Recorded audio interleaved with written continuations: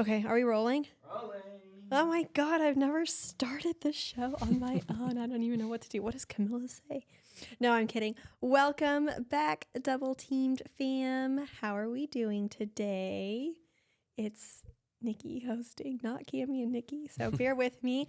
And today I have a wonderful guest, a dear friend of mine, Codey Steele, who is also an adult performer and just all-around wonderful person. Thank you so much. Thank you for having me. I know. You I'm too. sorry Cami couldn't be here. It's okay. You guys have She just didn't want to meet me. That's fine. Well, I was going to say you've met though, right? No, we've met. Okay. Yeah. Yeah, in passing at the parties. Yeah. At the parties and stuff. Same place we met. Yeah. Yeah.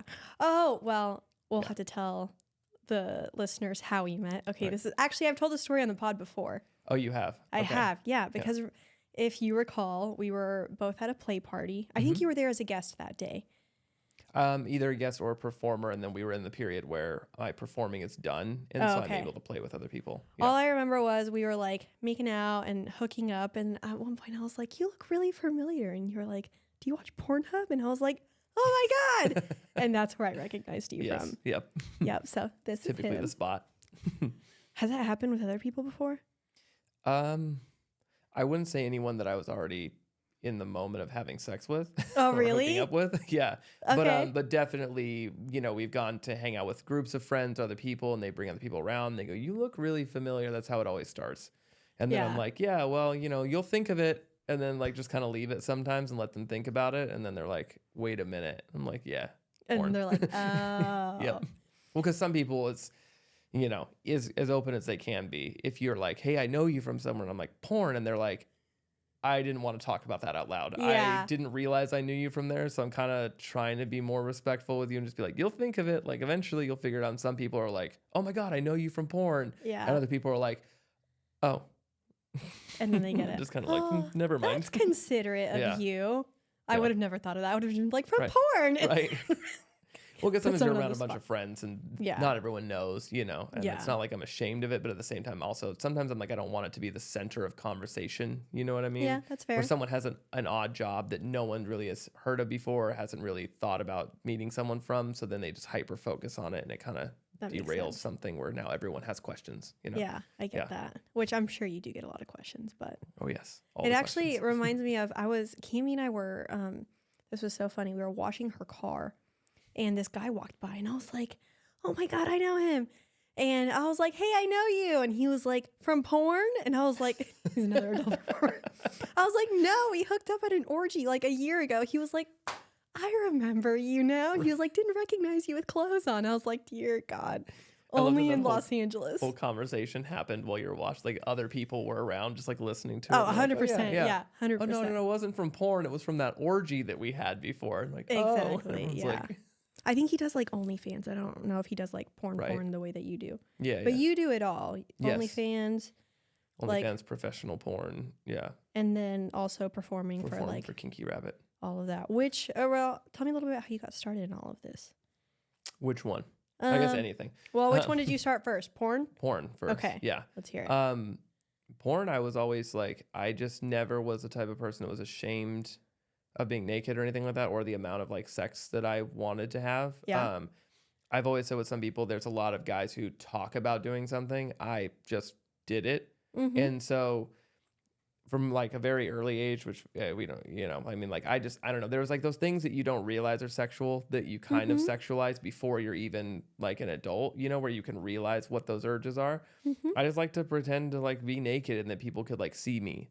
And Okay, like so that an was enough- exhibitionist. right. And I didn't understand what that was back then. Okay. And then now as an adult, I was like, oh, that's what, like, I like to be like watched. I like the idea of that. And that's kind of Yeah. later on where the Kinky Rabbit parties came into thing, was because I was like, when you're on set with people who have filmed it every single day for so many years and you're like friends with these people now, intimate things about each other, that luster of like, oh my God, they're seeing me do this kind of goes away. Yeah. It's an everyday occurrence almost.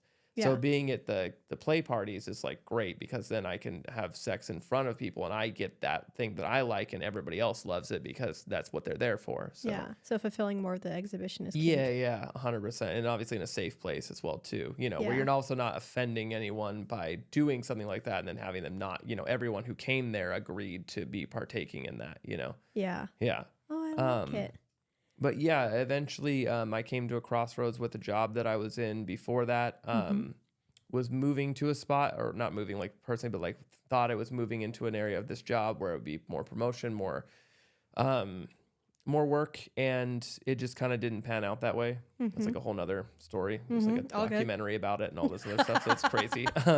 And then, I just decided to, there was a point when I was kind of writing my own schedule for this job while I was on my way out, and I was like, might as well try this while I have the free time.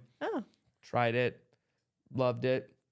And it was challenging at first, which is something I really like. I don't want it to be easy. You know, I want something that takes work. And moved to LA in like summer of 2016 and then just kept doing it since. So, oh, wow. How old were you?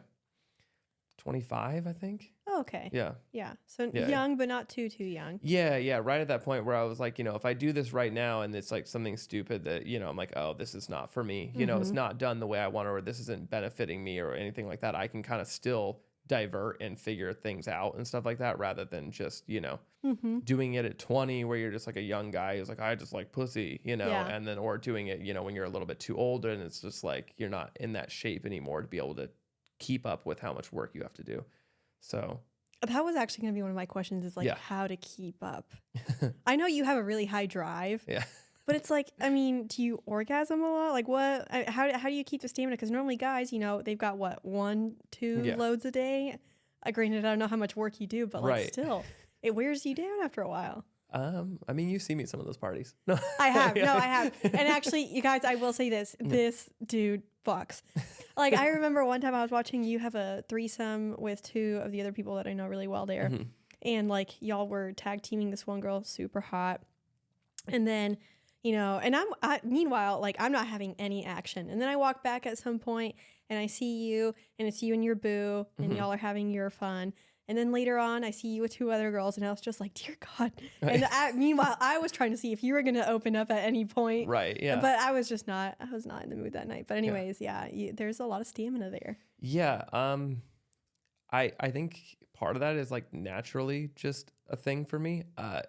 You're a Scorpio, I would tell people like, well, most California answer ever, right? I'm a Scorpio, so I fuck all the time and have to. No, it just...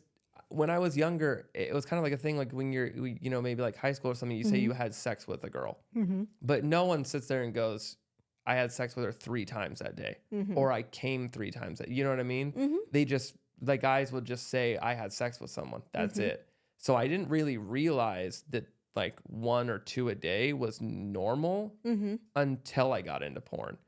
Like my first scene, I knew that they only had like, when I watch porn, it ends with a cum shot. Right. So, but I figured that guys were coming more times and they were just editing it out so that you had the one at the end. Oh, really? Right. Because in my world, like we could fuck and I could come like, you know, once 20 minutes later and then come again and then come again. So I'm like, to me, like if you're going to make something that's 40 minutes long, I'm like going to come twice, 3 times. I was like, you know. Yeah. And so I came and then they were all freaking out. They're like, oh my God, like this is a waste. Like we're going to have to do, you know, and I was like, no, like I'm good. And they were like, really? I was like, we're still good. Let's keep going. And she was like, all right. So we kept going. A little while later, came again. And they were like, are you, this time they were like asking, like, and I'm like, yeah, we're good to go. And then like came like a 3rd time after that one to finish the scene. Nice. So, and then they told me after, they were like, hey, if you can, like, hold them off, you know, hold it off until the end. Well, there's a lot of belief that, you know, the size of it gets smaller. Really? Like the load itself will get less. Oh, the load. Okay. You know what I mean? That makes sense. Yeah. You'll just have less in you, right? And they want the most they can get to be the crescendo of everything. So, yeah. That's so crazy to me that they want the most that they can get because, like, personally, anytime I watch... And I don't watch a lot of porn with men.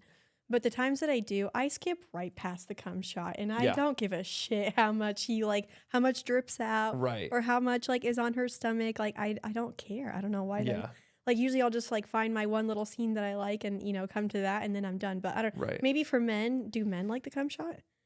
I think as a guy, like for me, it was always like not necessarily a necessary part, but I always wanted to at least see it because it wasn't really depending on like where it went. Like unless it's a cream pie, that's fucking hot, you know. Yeah. Like, we all can agree. Yeah, agreed. Best. But yeah, it was really just like I guess because you see yourself as that person. It's like as a guy, like for me, like because I don't know, you were talking about this. Whereas like a lot of girls start with like girl porn. Yeah. And I think maybe that's kind of interesting for girls because maybe you're seeing yourself as both girls and you're pleasuring each other, which is kind of what you're doing when you're pleasuring yourself. Yeah. As a guy, I'm seeing myself as the guy in the porn. That makes sense. Right. So when he comes, I'm like, that's kind of like me doing it, you know, because typically they don't focus on the guy, they're looking at the girl. So it's kind of like your own POV. If you were to be looking down at a girl and like coming on her face, that's kind of what they're trying to give you at that point. So as a guy, you're putting yourself in the camera's position going, that's what I want to do, right? Makes sense. Yeah. Because it's also like too, like I don't really watch girl porn. Yeah. It's not anything against it. It's just that I don't have a body in that scene to put myself into. Yeah. You know? And like I don't watch a lot of hetero porn. A lot of the porn I watch is lesbian. And yeah, it's just like when I see like, and don't get me wrong, I'll watch some hetero, but for the most part it's because like I'm not that connected to the penis. Yeah. So well, then exactly. And so most of the time it just ends up kind of looking painful. Whereas like when it's girl, it's like a little bit more like sensual or like, you know, there's just a lot more focus on the vagina than there is on the dick. So then it's like, yeah, I connect with that. That makes so much sense. Yeah. And I was that too, where some people view that hetero porn as almost like painful in a certain way or like I believe, I mean, in there, everyone can, you know, there are still guys in porn who treat that way, but there was, and I wasn't in it that time, but I know how it exists now. In the years that I've been in, I've seen a huge change in how this exists in our industry. Okay. But the idea of like a man like really rough fucking a girl, regardless of what the scene required, like that was kind of what they did. It almost came from this place of like all the men that they had to emulate before that did that. Yeah. And so when pornographers or directors or the awards people were judging things, they're like, well, this is what we consider great before. So if you don't also bring this to the table, how do we consider that equal? Yeah. And so we moved into this era over the last couple of years where now that has a place, but they also don't care as much about maybe closing up and not necessarily seeing dick going in the whole time you're having sex. Yeah.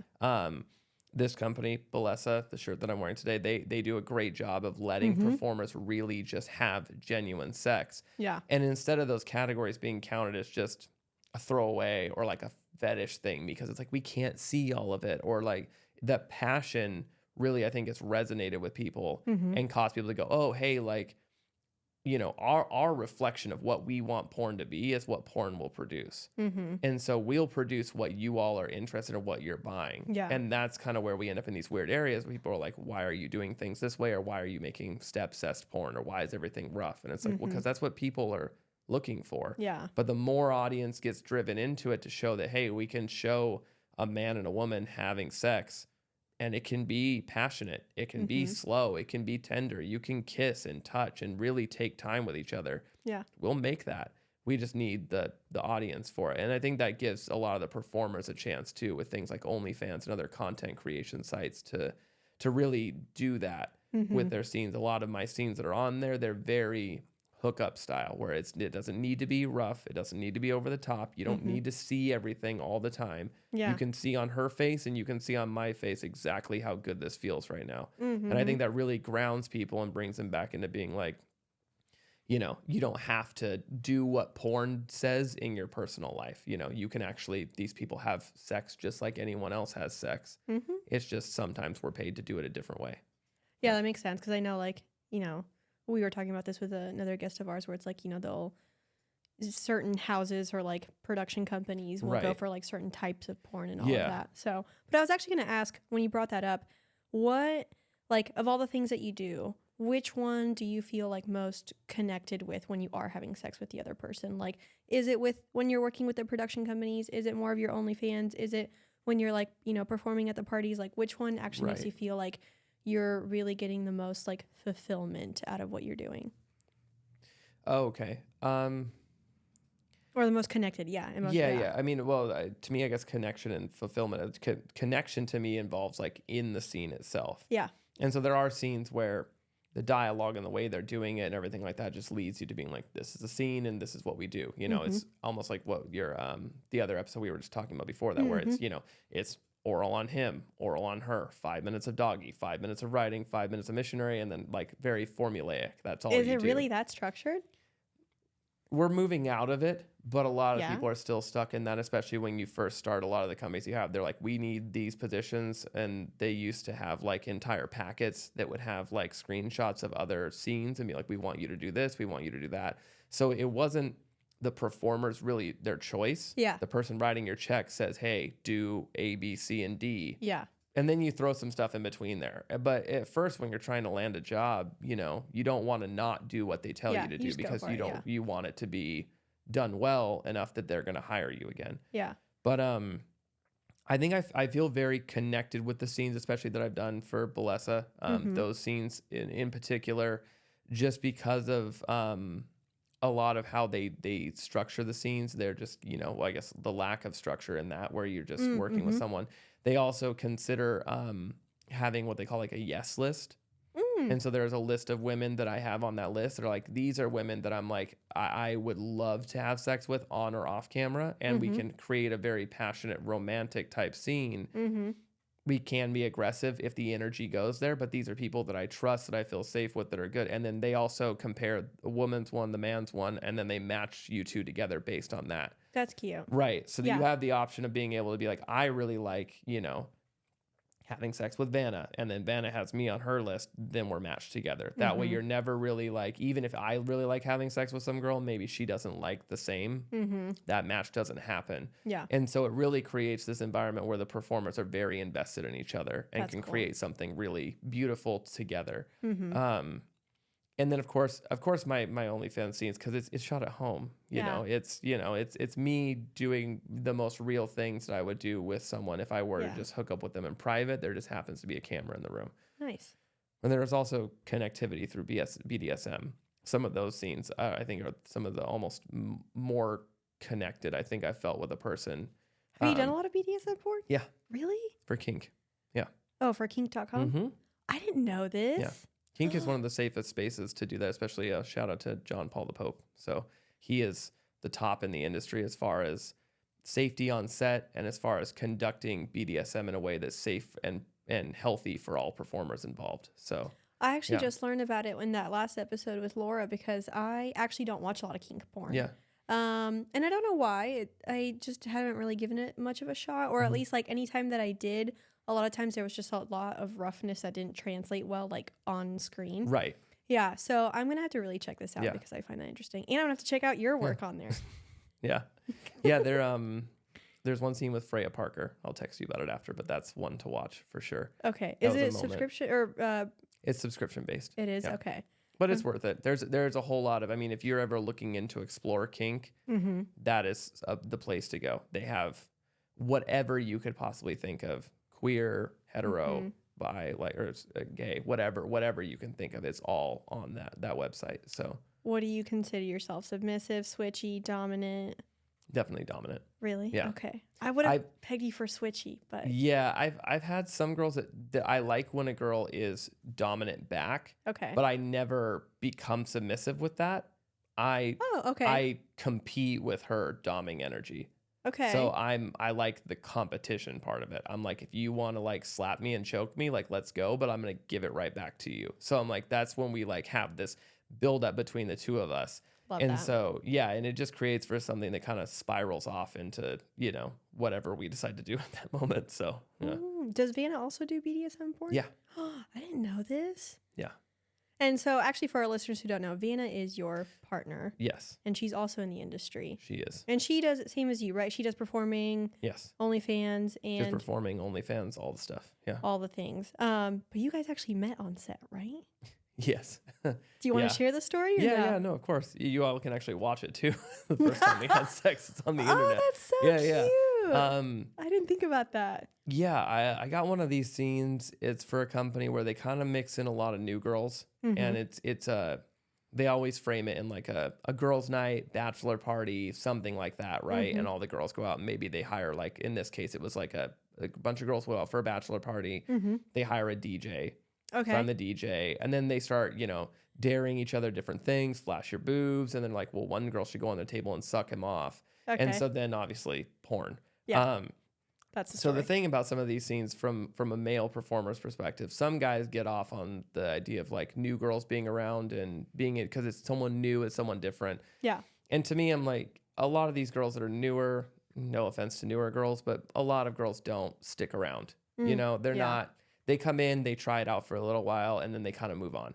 And so when you're faced with like 5 girls, going into a scene, I'm kind of like, okay, like I'm just going to do my thing. I'm going to be over here. You guys have fun because they all know each other. They're all new together, probably from the same agency. So they all have their own little cliquey thing going on, and I'm like, I don't need to I'm not, in high school anymore. So whatever. Not that they're in high school. They're all adults, but still. I was sitting there and they were all talking and everything like that. And she came over to me and I guess she had seen some of my videos and stuff like that. And she was like, okay, well, if none of these girls are going to go and flirt with him, I'll go and flirt with him. Was this before the scene started? Yeah, this is before the scene. Gotcha. Yeah. So we're kind of like making out and fooling around a little before the scene even started. So that was already kind of there. Yeah. And then, we did the scene, and definitely when there's that many girls around, there's going to be 1, 2 that are a little more active, maybe a little more your type. You know what I mean? You can't help it. That'd be crazy if you just got matched up with 5 girls who are instantly on that same level of attraction. Yeah. And so I try not to do any favoritism or anything like that, but sometimes in the moment, I'm just like, I want that person. Yeah. So we finished the scene, and right after they were all like, we're gonna go smoke, and she's like, yeah, and they all go outside to go smoke, and then she just like hang back, and she's like, you want to go again? And I was like, oh yeah. Like took her in the kitchen and just fucked her again. And then ever since then we've been, inseparable kind of. Yeah. Oh, that is adorable. How long have y'all been together? 4 years. 4 years. Yeah. It was 4 years in August. Yeah. That's amazing. We survived COVID together. How was that? Honestly, a lot of it was kind of, A lot of OnlyFans content? Yeah. I mean, that's all we could do, right? Yeah. Yeah.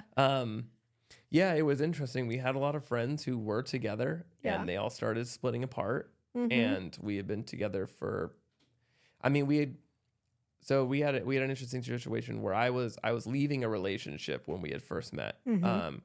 And I wanted to give myself enough time to really reset. I didn't want to just jump into something new with someone else and then you just jump into whatever your partner didn't have before you're looking for in someone else. Not really what you want, but just the voids that weren't being filled before. Yeah.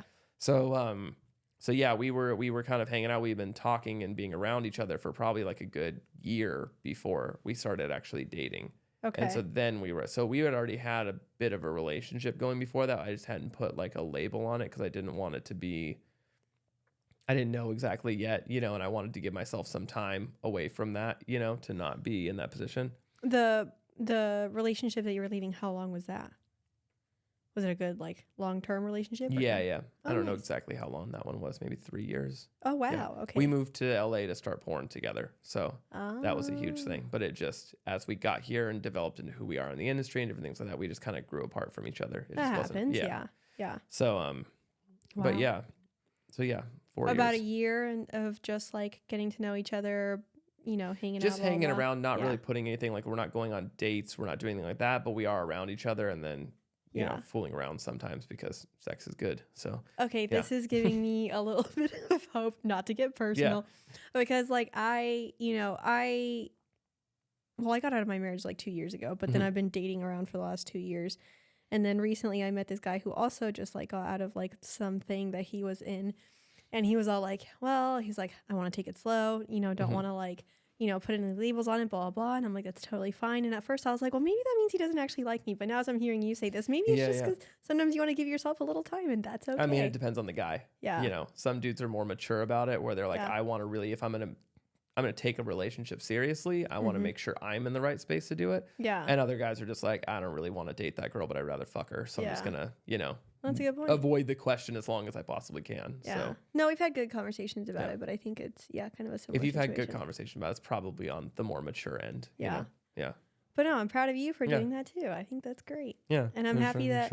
So you guys are, I mean, obviously you've been together and you're both in the industry. Now, would you say like, are you non-monogamous? Are you open, or is it just for like work stuff? No, we're open. Okay. Open. Yeah. So, we can basically, we both just trust each other to be safe with the person we're with. And that usually leads me to really just be within the industry. Because everyone a gets couple tested. times at the party. Yeah. And obviously too, after knowing you and things like that, I'm like, I understand that you also take that seriously as well. But there are some people who just, do whatever. That's not really what we're about. It's more of the safety part of it and then just having fun. And obviously with the drive that I have, sometimes she's like, I just go fuck someone up. Like, yeah. It's like, girl, go get it. Like, she's like, all right, cool. Like, she's like, it's already been twice. Like, just go let him. Yeah, I get that. That is. But no, we're open. We've had a couple of things where she's had a guy before that she was kind of seeing for a little bit, and it just kind of petered out and didn't develop into anything. Okay. What about you? I haven't really entertained anyone until there was like at the end of last year. There was one girl actually met through Kinky as well. Oh, so, really? Nice. Yeah, been a very empowering thought in this place. But yeah, it just kind of ended up, she was kind of in a different space and stuff like that. So it just didn't end up going down that road, which to me, that takes a long time. And this person kind of seemed like maybe they wanted to jump into being a throuple or trying to get into that realm of things very quickly. And I was like, I don't want that to go there yet. I need to figure out where you and I are first before trying to bring you into another situation, like, because then there's that whole dynamic between the two of them. Because I've experienced people before where there's a guy and he's dating two girls, but the two girls don't like each other. And I'm like, I was like, that's got to be so hard to like have two people that you really genuinely care about. If you genuinely care about both of those people and then have them both not like each other is like, Well, I remember like when, for example, when my ex-husband and I were poly, that was always one of my biggest fears. I'm like, what if I don't like the girl? Right. Because like I would want it to be someone that like I, also enjoyed being around. Doesn't have to be sexual. It can be totally platonic. Right. We weren't looking for like a throuple, but the girlfriend that he did have towards the end of our relationship, I really liked her too, and like we'd hang out and stuff, and it was like a good dynamic. But that's good. Yeah, but poly's hard. So, would you say poly's like on the table for you guys, or is it just kind of like if it happens? I think it's on the table for us, but I think the thing is we're not necessarily looking for that. Yeah, it's if it happens organically. I think a lot of people sometimes when they try to make a relationship poly, they look for that because they're looking for what they couldn't have before. Where for us, it's more if someone pops up, then great. But if no one does, that's not a problem, Nice. I like that. Yeah. Would you say that's the case for a lot of like any of the couples in the industry? Like I know. Oh, really? It was so interesting getting into this industry and realizing that like you're one of the few people who are really open about this. Okay. And I understand it because there are a lot of guys who they think that the attention that they get from girls just because they're at work every day is true attention. And I'm like, you got to make everyone feel like they're important, right? Because it's really awkward being like, I don't like you as a person, but let's go have sex. You know what I mean? So it's like, it's still work, but at the same time, it much behooves you to just like make everyone kind of friendly and just call it at that, And there are a lot of people who, there's some people who are in relationships and like the guy is just going around cheating on her all the time. And that's kind of the hard part too, because sometimes it's like you're cheating on your girlfriend with all of her coworkers at this point. Yeah. And like some girls, and that's why I encourage every girl who asks me when we start talking about stuff or like hanging out or even just having sex off camera. I'm like, if you want to call her right now and just ask her, that's fine. Whatever you need to do to make you feel comfortable with it. Cause I understand you don't know if I'm lying to your face. Yeah. I'm like, I'm just going to tell you I'm not. Yeah. And to the point that you can literally just call her up and she will say, hey, it's fine. Don't worry about it. Do a lot of performers have sex off camera? Oh yeah. Really? Yeah. Wow. And is that like usually like on your like personal time or like after the scene? Like everyone's wrapped up heading home and you're just like, we're still gonna bang it out. A couple years ago, a lot of times after scenes, people would still be fooling around a little bit, but you also have to respect the fact that like the company that's there is paying for the location that they're staying at, and that's based on a time, like an hour basis, right? So if you waste another hour banging out your coworker in the back room, they're gonna be like, "Hey, where's the money for the location that we just spent another hour at?" Right? Yeah. So it's mostly on people's free time. I think people kind of they do film it sometimes, or they film a little bit. Maybe they just keep having fun. But I mean, there are a lot of people who are single, and because of what they do for work, they're not necessarily entertaining a relationship. So they're just like, hey, like I like having sex with you. I need sex because that's a good part of my life, like something off camera that's not, driven by someone else. And so they're just like, all right, cool. And they, they hang out. Maybe they have, a little thing together, but it's more of a relaxed type of. I like when we have sex, and if after we hang out and smoke a little bit and watch some Netflix, cool. Like if we go out to dinner, awesome. But it's not like a let's date each other or let's be in a relationship or something, I was trying to think of the porn couples that I know. Small Hands and Joanna. Yeah, for sure. They're one. Yeah. They're married though, right? They're married. Yeah. Yeah, and they've been together They for a still while. fuck. Yeah, they do. Yeah. I love watching. Yeah. Actually, that is one couple that I love watching their stuff. Yeah. Because I think it's really fun and you can like really see, the energy that they put into it. No, yeah, they're great. Like, and that she's one of the craziest people to me that I like. Cause when I was younger, like I saw some of her stuff early on, and there was a scene that she had where she was like with a girl and they start hooking up, and her actual boyfriend at the time, came in after, and they just had sex, and it was just a lock off shot of a couch, no crazy lighting, no nothing. They're just having sex. I was like, that's like what I want. Like, if it's another guy, cool. Like we can just have, just have sex. It's all about her that day. Otherwise it's just all about everybody. And, so then getting in the industry and then finally getting a scene with Joanna, I was like, whoa. I was like, okay. I was like, this is the first person I've encountered that I was like, were you nervous? All right.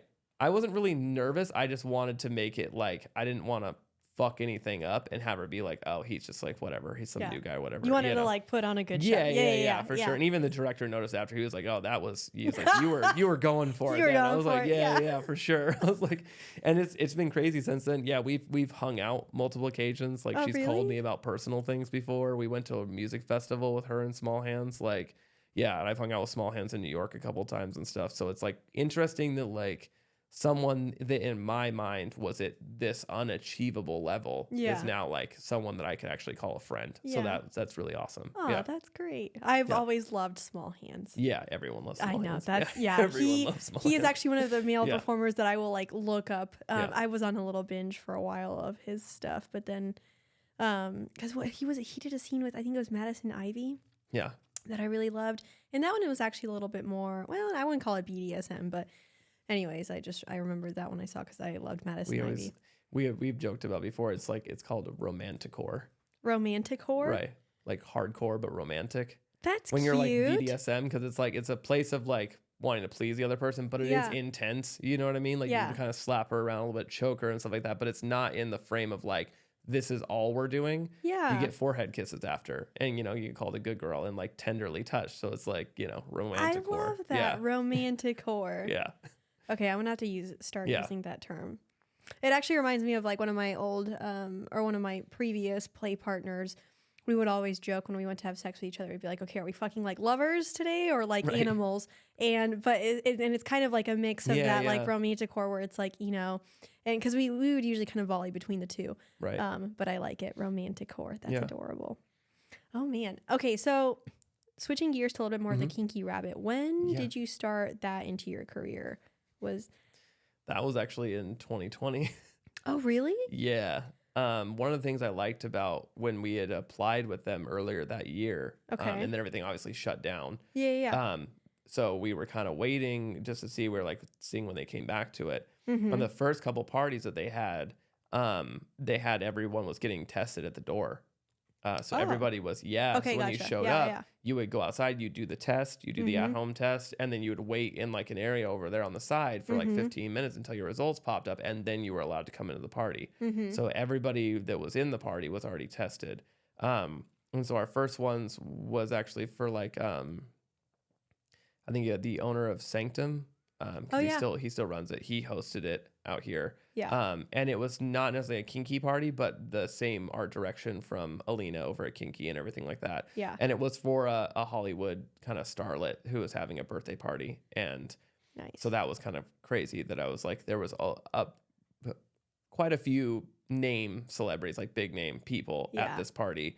And I've seen a few at those parties. And then parties. I fucked Vanna on top of a piano in front of an entire crowd of people for that party. And Alina was like, your dick was hard? I was like, yeah. I was like, yeah. She was like, you can, okay, cool. She's like, what are you doing in 3 weeks for the next one? I was like, all right. So we just, we went through the rest of them, and I've been performing for her ever since. Yeah. And then recently, this last year, I started producing for them too, like actually running the whole thing too and everything like that. So I didn't know that. Yeah. We the other year they had someone who called out and couldn't make it, and I took over like 3 different kind of jobs at the same time because I appreciated always the jobs and I love the party's atmosphere, but sometimes you get locked into doing just like one thing, and if it's not challenging, it's boring to me. That's what I was going to ask about, because like I've seen the ones where like you'll be just like standing somewhere and you're just like looking hot and naked and like, you know, you're sporting an erection and like you've got like some cool outfit on, but like that's it. Right. And I'm like, is that not boring for like 5 hours? It can be. Yeah. I mean, you know, realistically in the full term, it's 2.5, 3. Okay. But at the same time, you know, it does get boring. Some of those, you know, some of them were like, I'm just like a guard for the VIP area. And I'm just like half naked standing there, but I'm like, this is all I'm doing. Yeah. So when I got that chance and started doing those things for them, they're like, hey, how would you like to try doing more? And the stuff that I'd done before this, my job, kind of the skills I needed there, transfers very easy to running, you know? So now from that, you know, I help set up the entire party, run the bar staff, run the VIP, run all the talent and everything like that too, help do it, and then help take it apart the next day. And Wow. So it's end to end now for that process, which is great. Okay, well, then that brings me to my next question. End to end, or like, you know, start to finish, like what is like the whole, like what's the span of time of like set up all the way down to like when you're completely done? So for a sex party? typically our setup, we're there maybe 9, 10 a.m. The day of. Oh, wow. Yeah. Yeah. So we're spending all day. There's been once or twice we've done the day before, but also that it requires you to rent the house for a completely other night. You know what I mean? Which can, you know, that costs it's a lot of overhead right there immediately on top of that, because no one's going to be there.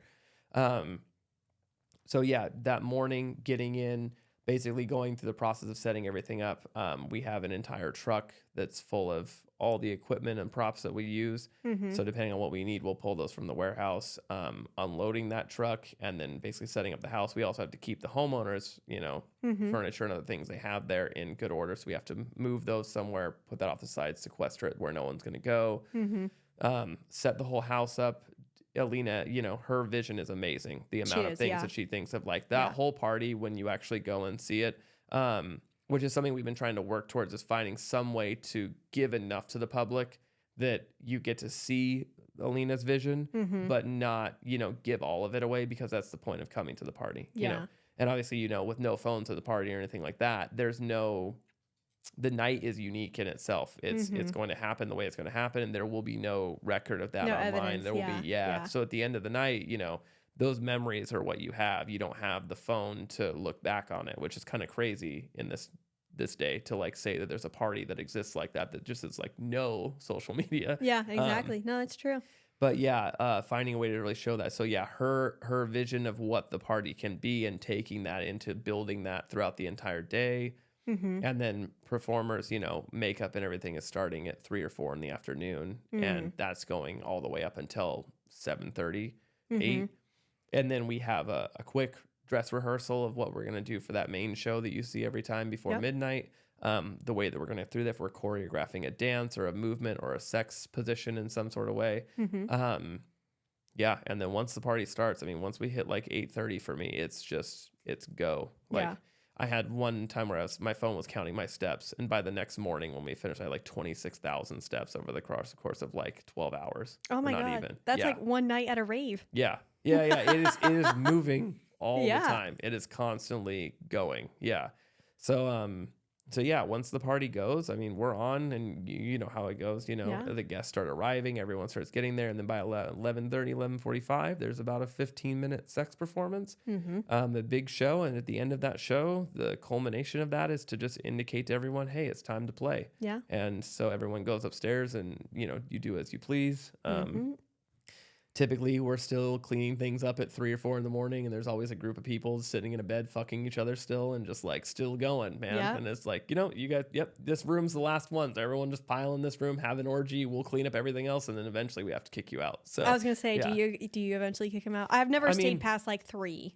Eventually, it kind of works itself out when Yeah. all the, you know, it's kind of like a concert when all the lights come on, right? And also you're like, Yeah. everyone's like, oh, whoa, what are we doing? And it's like, what Shit. time is it? And like, it's 4:30 in the morning. Like, yeah, we should probably go home, you know, Yeah. or everyone has already decided, let's go to the second location to keep partying, but that won't be there. So, Yeah. Oh, you don't go to those? You don't go to the afters? I mean, most of the time I have to be there to take down the party. Oh, gotcha. So there's Yeah. also that. And there's been once or twice where we've had, you know, I've had that opportunity when maybe we have the house for an extra day so we can take time and come back in the afternoon and finish cleaning up. There's only like a handful. I mean, we made friends, and I've been friends with you for a while now. And there's another Yeah. couple there that I've made friends with that are actually personal friends of mine now. I think I know One which or couple. two of them. Yeah. Yeah. Yeah. I mean, I love like the sex party community, which actually I was just thinking about it the other day. I haven't been to a Kinky Rabbit in a while now, Yeah. just because like it hasn't aligned with my schedule. Right. Like either I've been like traveling or whatever. And then also, yeah. And I mean, because they were like over the holidays and like right before the holidays and all of that. And so I need to go back to one again. Yeah. I know all the time people are like, you know, where are you guys finding these parties? And I'm like, for anyone that ever has a chance to come to LA, Right. like splurge and go to Kinky Rabbit. For sure. It is Yeah. like, it's worth the trip. You I can think find them on Instagram. You Yeah. can find the link right there. They have a party about once every month.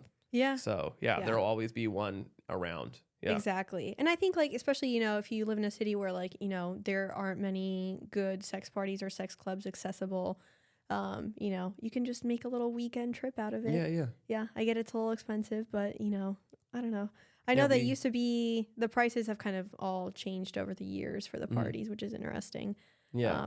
But I mean, it depends on what size of, you know, and the Yeah. amount of guests that you're getting to, because some of those parties, there's so many people. It's just Yeah. crazy. Yeah. how much, do you know the number of Kinky Rabbit typically, like their parties? The number there, Yeah. Like the number of people, the number of guests. I would imagine, because I only get the number that we're usually like booked, and not everyone shows up. And Okay. sometimes people will show up with more people. So, Yeah. but I would think it's probably on average mid 200s, Oh, that's just a on lot. average. You know what I mean? Because people come and go across the course of the night. Yeah. You know yeah, what I mean? That's true. And so it's not like they're there the whole time, but it does get pretty full right before the sex performances start. And it depends on different things. On New Year's, it's very heavy, I think, at the beginning, but people always have multiple parties to go to after, then they'll because leave, everyone yeah. is like, your friend wants you to go here, and not everyone wants to go to a sex party for New Year's, Yeah. right? Or they want to, you know, and those, you know, everyone's partying until 3, 4 in the morning, if not later. So, I was but going to yeah, I would ask. say like Halloween, I think, is typically Oh, pushing really? on the high end of that, maybe 350.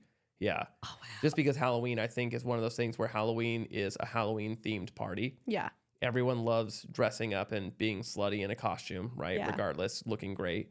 And Halloween rarely lands on Halloween. Yeah. So if you have a family and kids, everything like that, your kids aren't going to care if you disappear with a babysitter on Saturday night, Yeah. right? To go to Kinky Rabbit. Yeah. They're going to want to go trick-or-treating on Tuesday when actual Halloween is, right? Exactly. So we have a lot more people who show up that night. And the energy of that party is definitely one where people are like, let's do this. Like, let's go. Let's You know what I fuck. mean? There's Yeah. nothing going on after. Like, we have the whole next day to just recover. Like, fuck it. Let's go. Yeah. I've actually never been to any of the Halloween ones because of some reason or other, and I don't like the creepiness of some of, because I've seen the themes. Yeah. Yeah. It's an intense It can theme. be. Yeah. Yeah, so I've actually avoided that one, but maybe one of these years I'll go. But I was going to ask because you've done the performances that they do at midnight. What's Yes. been one of your favorite ones? I know my favorite one that I've seen, but I'm curious what yours is. I honestly can say that this is not my favorite one, just because I guess there's two, because it was my first one that I did like professionally for Kinky Rabbit. Oh, really? It was on Halloween in 2020. Okay. And there was like a full moon on Halloween. They And we always did happen like, on full moons. And we did like a blood orgy like involving like a priest and like a whole, and it was a whole thing. And I was like, nothing would be more perfect than like a sexual blood orgy on a full moon on Halloween in 2020. I was like, all the, I was like, if this is how it, Okay, so you didn't like that one. No, that one's my favorite. Oh, it's your favorite. Yeah, that was my favorite one to do, just because of the sacrilegious nature of everything. And okay, so what happened? Like they brought someone in and like what? Tell me a little bit more about this. It was so long ago. I mean, I think really what it was is it was Vanna was the sacrifice, the girl that was dressed up for like a sacrifice. Okay. And a bunch of girls brought her in. I think some of them had like the goat hoods on, right? The masks. The very like pagan looking, like druid, like cloak over type of eyes wide shut looking stuff. Mm-hmm. And they brought her in. They started all having like sex with her. And then like as soon as the priest came in, he like cleared the room of it. And she's supposed to be like kind of tied up. Mm-hmm. And then when he was like about to like sacrifice her, she like leaned up and cut off his penis. Yeah. But not actually cut off his penis. Yeah, of course. Not actually cut off. Yeah. Well, I want to clarify it because like. Right. Yeah. You don't know for sure. No one's been. Well, it is not a real blood orgy. It was not a real like priest. It was literally for show. It's all play. That's what I'm saying. So what this reminds me of is I was watching a TikTok once where, and I've actually seen this girl like at a play party. Actually, I've seen her at Kinky Rabbit multiple times. And she's like an influencer. Like she has a big following. And someone was asking her about LA sex parties. And she was like, oh yeah, they do like sacrifices and like, weird things like that. And I was like, and I was thinking to myself, I'm like, a lot of this we do for they do for show, and it's like something that's like, I guess people need to because a lot of the country that believes maybe that's a real thing. Just to clarify, it is not a real sacrifice. It was all just for show. It's all to play up on those stereotypes that people believe would be happening. So it is just for play. Exactly. Yeah. And so like everyone in the comments was like, see, I know they're doing weird shit in LA. And I'm like, no, it's just for show. I should have thought of that before. Alina would be like, dude, what are you doing? I'm like, no, it is all for show. Yeah. What was the second one? You said there was a second one. There was a one where we did, it was, the one thing, do you know Kim from the party? She's kind of the dancer, right? Ballet, she's everything. She's amazing. Mm-hmm. I had an opportunity, which I wish I asked Alina, maybe because we, some of us have our cell phones on us, and obviously we wouldn't video any of the guests ever. Mm-hmm. But I was like, if you could just get this one shot of this thing. It was on the back porch, like overlooking the valley, and there was like an infinity pool at night, and that was there for safety, obviously. Mm-hmm. Kim spins fire. Yeah. And so we had one where I went out there and literally sat down on my knees and just went like this and just basically hit like a meditative pose, and she spun fire around me and on top of me for a couple of times. I was like, that was because at the end of it, she was like, thank you so much for like trusting me and not freaking out when the fire gets really close to you, because if you freak out, I actually hurt you, and that's not what we want to happen. Yeah. But it was just that trust, I think, between the two of us where I was like, if this is what you do, like, let's do it. And so she was able to spin fire around on top of me, like under me, like all the and I just sat there and like it was That's great. I love it. Yeah. I'm trying to remember if I was there for that one, because I've seen Kim do the fire stuff there all the time. Yeah, there's been a couple of times that she's done it. I think it was like a petting zoo party. Yes. Yeah. Oh my god, we've talked about that one on the pod before, because remember the girl with the snake? Yes. Yeah, that was amazing. Yeah. Amazing. I actually have some pictures from beforehand of her with that snake, because she like the second she touches like the props and everything like that, she is in that mode. So 6 o'clock, 7 o'clock, she's just that person through the rest of the night. Yeah, she gets into character. Mm-hmm. Yeah. I just remember because she had the snake, and I get it, at some point, like you guys are, when you're pretty much done working, like you're able to go, explore whatever. And I just remember I was inebriated, and I walk into a room, and I look to my right, and there she is with a guy hooking up, and then there's a snake just chilling on her shoulder with its head moving around, and I lost it. Absolutely fucking lost it, because A, I don't like snakes. And B, like the snake is just like chilling there while she's having fun, and I'm like, does the snake consent to this? Like, this is an animal. If the snake was fine, no snakes were harmed. No. But I just remember it was that one. She was painted like it too. Yes. She was painted with scales all down her body like a snake would. Yeah. And I mean, that was actually one of my most favorite themes. But I agree 100%. Like those parties, like the production that goes into them is like so artistic and so beautiful. the shows are so fun and so hot to watch. Like Right. you get to see things that you wouldn't normally. It's like watching porn because Yeah. or like live porn because it's like right in front of you Right. and the performers. But on top of that, like you guys as performers all kill it. Thank And you. Yeah. you always do such a great job, and like they're always like so fun. I do remember Yeah. one though where the performers I think got a little bit too lit. There's been a couple before. of times where when we bring in new people, Yeah. we kind of have to watch out for them. And what I've told people, especially because she started to hire a lot from our industry, which works out doubly for one, because we know everyone is Yeah. safe. Everyone has to get tested. Sometimes people Yeah. are like, they don't know where to test, or they take too long and then they forget about it. You know what I mean? And then we can't use them. So it just ruins everything. But I've told them before, I was like, look, like while you are allowed to party and to have fun, you're still at work. Like, so when, leading up to it, you need to be sober. You need to be ready to work. Like, And for the guys, you have to stay erect. Right. And that was one of two instances we had of that, where someone just overindulged and now he's up on there sweating, just pulling nothing. And it's like, you're immediately right after, like, yeah, we'll give you some water, we'll let you chill, but you're going home and you're never coming back, because you ruined your only chance of being a part of this.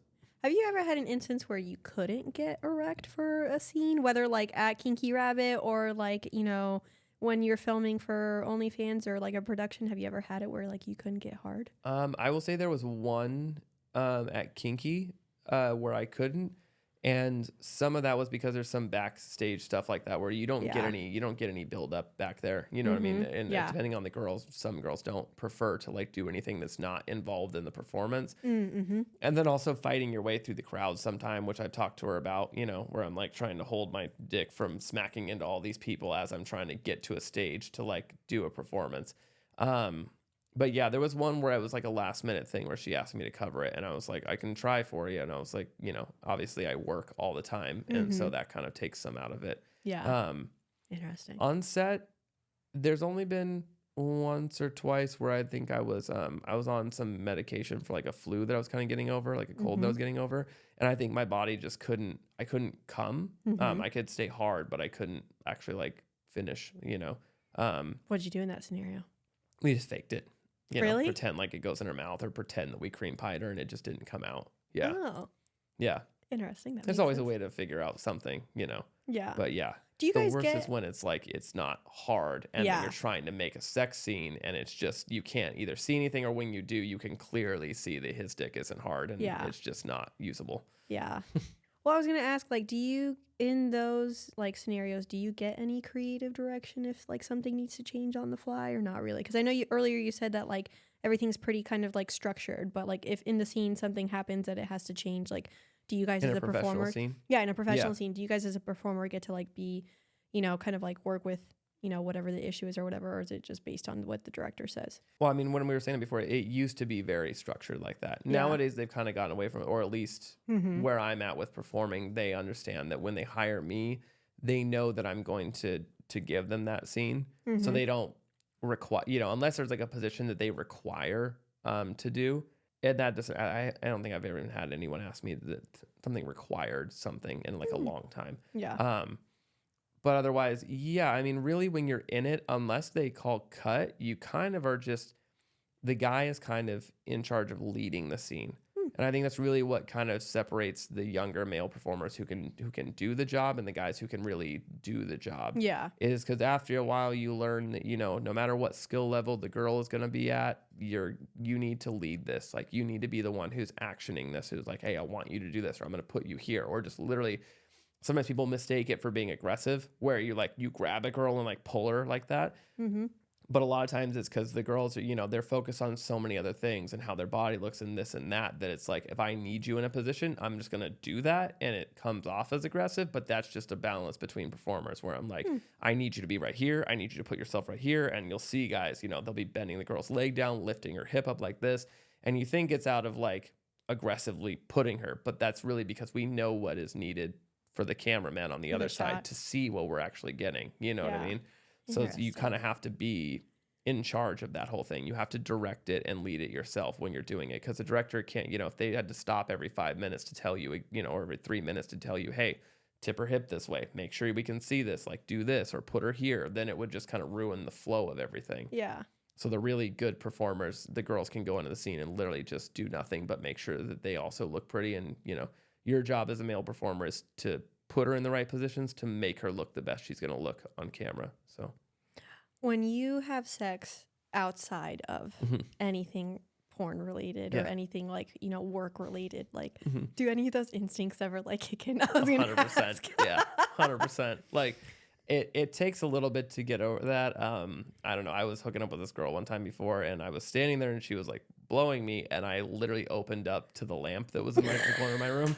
Like I turned my hips like this just naturally because the light was coming from there, and then I'm like looking at because you get so trained to like when I see her face, if there's a shadow going across her face, right, and it's like this, I'm gonna try and find exactly what it is. It's usually my thighs, and so I immediately just tilt my hips like this to open up so that the light is hitting her full face, and I'm like, why am I doing this? I was like, why? Like, but it's so ingrained in you at this point. You're just like, oh, there's a shadow on her face. Fix the shadow. Like you're not even thinking about it. You're just like, her face isn't lit up. Both of her eyes aren't have light hitting them. I need to fix this. Yeah. That's hilarious. It definitely carries over for sure. Yeah, I figured. It reminds me of one time when I saw this, like, it was like this Reddit thread of like embarrassing moments. And it was a guy talking about how like, he's a cop and, he was like on a date with a girl and he opened the door for her and then shoved her head down the way that cops did. Because it was out of instinct, when they're putting someone in the back. Yeah. I felt so bad. Anyways. It's hilarious. It was really funny, and I just because sometimes watch things your like head. watch your things like that translate over. Okay, one of the kind of last things I was going to ask is obviously you have a lot of experience with sex, and I've had sex with you, and I know this man is phenomenal in bed. Let me just put it this way: you eat pussy like a pro. Well, you are a pro, and that's what I was going to ask. What are your top 3 pussy eating tips? Because you are one of the few guys that's like, I don't know, the way that you do it, like it's just like you're what's the word I'm looking for? A, you know how to find the clit. B, you're like gentle in like the best way. Like you know how much pressure to apply. Because like some guys apply too much pressure, some of them don't apply enough. You always know exactly how much pressure to apply. But anyways, whatever tips you have, I want to hear. I think the first one I would always say is ask her. Like literally just be like, hey, what do you like? Because some girls, they like it very fast. It's very fast, barely touching the clit, like low pressure, but just very fast on top of it. And some girls are more like a firmer circular pressure, like that type of thing. So really it's, you can't be expected to know, right the first time you meet a girl exactly how she, you might get lucky. Maybe the way that you eat pussy is the way that she plays with herself. Yeah. Awesome. But it's not going to work 10 times out of 10. You know what I mean? So definitely ask her what she likes. The second thing would be when she looks at you and says, yes, keep doing that, keep fucking doing that. Don't immediately change it. Because I know that a lot of girls have been like, they'll be like, that's it right there. And then he starts going, oh, yeah, let me do something different. And I'm like, no. Yeah. She says, keep doing what you're doing. Keep doing what you're doing. Just that exact thing. Doesn't need to go faster. Doesn't need to go slower. Doesn't need to change. Just do exactly what you're doing. Like I always tell guys, I'm like, if you were jerking off and you're going like this and you're like, oh, I'm going to come, would you immediately just slow down? Like, no, you wouldn't. You would keep doing exactly what you were doing. Just keep fucking doing that. And the last thing I guess would just be, make sure you can find the fucking clit. Like, I don't know if you need to look up videos or what it is. Like, I guess the only person I would have to attribute that to is I'm 99% sure it was a video by this woman, Nina Hartley. Oh, yeah. And Nina Hartley has been in the industry for a long time. And when I was younger, I believe I looked up a video of just like how to eat pussy. And she was doing an instructional thing, like teaching kind of how to eat pussy.